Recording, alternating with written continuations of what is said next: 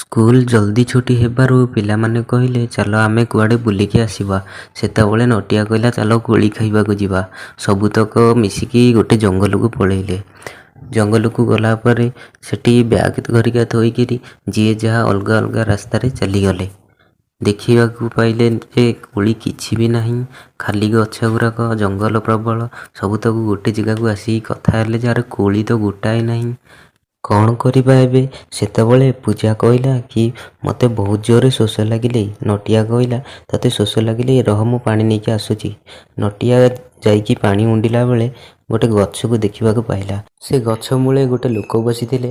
ନଟିଆ ଗଛ ପାଖକୁ ଗଲା ବର୍ଷକୁ ସେ ଲୋକଟି କହିଲେ ଏଇଟା ପବିତ୍ର ଗଛ, ଆଉ ଆ ମୂଳକୁ ଚପଲ ପିନ୍ଧିକି ଆସନି। ସେଥିପାଇଁ ନଟିଆ ବାହାରେ ଚପଲ ରଖିକି ତଳକୁ ଆସିଲା ଗଛ ତଳକୁ। ନଟିଆ ପାଣି କଥା ଭାବୁ ଭାବୁ ଏଠି ଗୋଟେ ପାଣି ବୋତଲ ଆପେ ଆପେ ଆସିଲା ହାରି।